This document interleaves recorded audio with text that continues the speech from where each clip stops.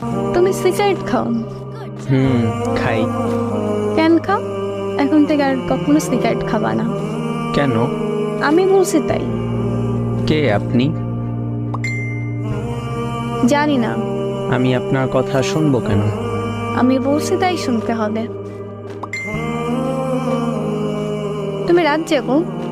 জি, প্রতিটি রাতই জাগা হয়। আজকে রাত থেকে ভালো ছেলের মতো তাড়াতাড়ি ঘুমিয়ে পড়বা। বললেই হলো। জি, বললেই হবে। মুখের ওপর কথা বলবা, একদম মেরে সোজা বানিয়ে ফেলবো। এত অগোছালো কেন তুমি? নিজেকে গুছিয়ে রাখতে পারো না?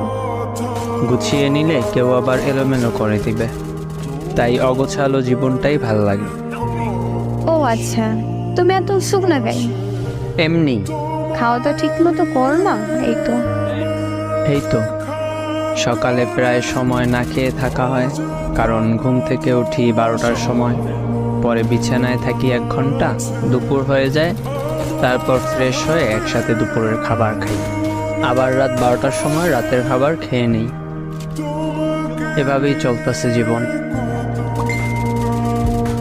এত এলোমেলো হয়েছে কিভাবে? মানুষকে বিশ্বাস করে ঠকে গিয়েছি, তাই।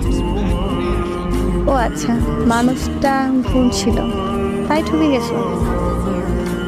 হয়তো। কিন্তু এরকম ভাবে জীবনে চলে না। কাল থেকে সকাল তাড়াতাড়ি উঠতে হয়, খাবার, তারপর কলেজে যাবা, পরে দুপুরে নামাজ পড়া, বাসায় এসে গোসল করবা, দুপুরের খাবার খাবা, আর রাতের খাবার 10টার ভিতর খেয়ে নিবা।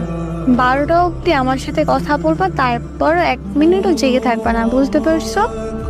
আমাকে এত শাসন করতেছেন কেন? আর আমি আপনার সাথে 12টা অবধি কথাও বা বলবো কেন? তুমি তো দেখি অনেক কথা বল, যা বলবো ওইটা করবা। করবা মানে করবাই, না বললে মার তো খাও নাই আমার হাতে, একদম সোজা করে ফেলবো।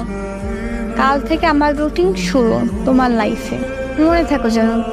আচ্ছা, কিন্তু কোনো কিন্তু না, এখন বাই, যা বলছে মনে থাকো যেন। আল্লাহ হাফেজ।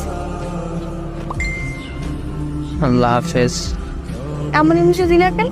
তো কি হয়েছে? ভালো করে বলো, বলতে বলছি। না বললে কি হবে? তুই বলবি নাকি? আচ্ছা, বলতাছি। বল।